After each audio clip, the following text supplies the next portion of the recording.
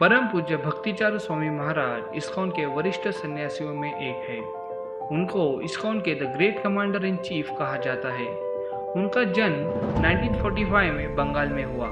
उन्होंने अपना प्रारंभिक जीवन कोलकाता शहर में बिताया। 1970 में वह रसायन विज्ञान की पढ़ाई करने के लिए जर्मनी गए। उन्होंने वहां पर देखा वेस्टर्न कल्चर के लोग भारत और भारतीय संस्कृति की बहुत निंदा कर रहे हैं। महाराज को ये अच्छा नहीं लगा और महाराज भी काफी विरोध करते थे। उसी समय महाराज जी ने भारतीय संस्कृति और अध्यात्म के बारे में पढ़ना शुरू किया और अध्यात्म के ऊपर उनका आकर्षण बढ़ता गया।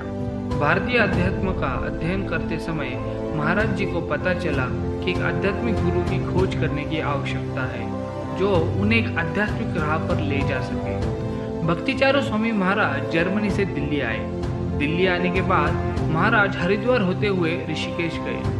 वहां पर उन्होंने अलग अलग आश्रमों को भेंट दी। महाराज ने देखा लोग प्राणायाम का अध्ययन कर रहे हैं, लोग प्राणायाम कर रहे हैं परंतु यम नियम का पालन नहीं कर रहे, और कुछ लोग गंगा के तट पर खाली बैठकर गांजा चरस का सेवन कर रहे हैं। उन्हें जिन सवालों का जवाब चाहिए था वो उनको वहां पे नहीं मिला।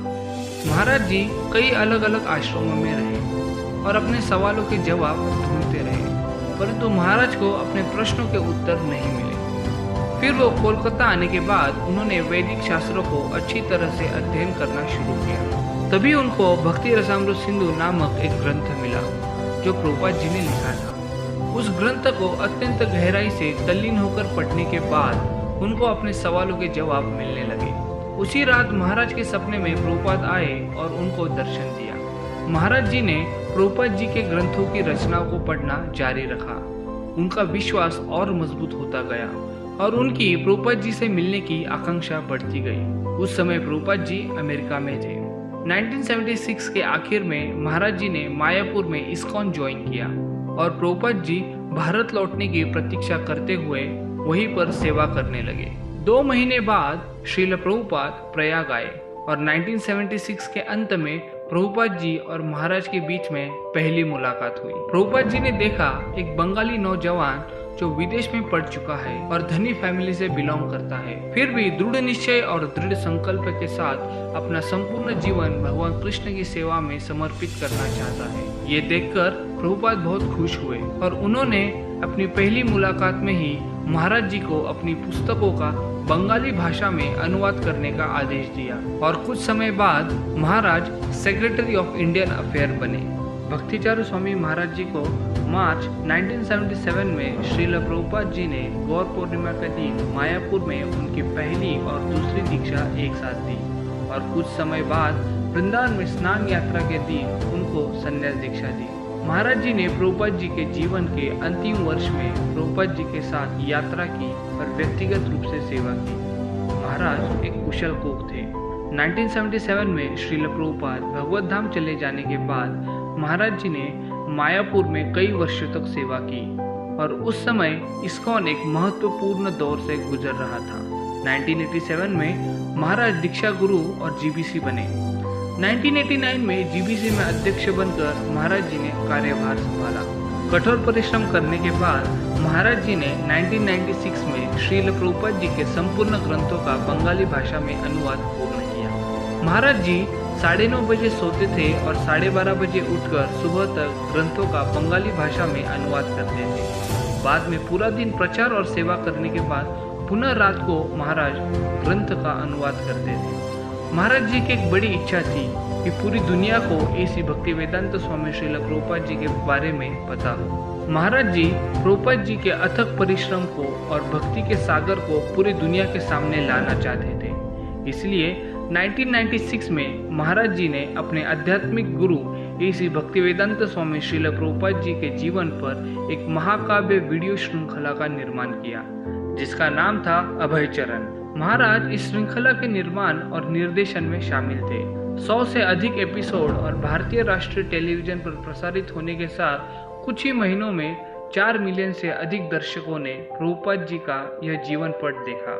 इस श्रृंखला की डीवीडी पूरे विश्व स्तर पर वितरित की गई। इसके पश्चात 2004 में महाराज जी ने मध्य प्रदेश में स्थित उज्जैन शहर में सिर्फ 10 माह के समय में एक भव्य सुंदर मंदिर का निर्माण किया।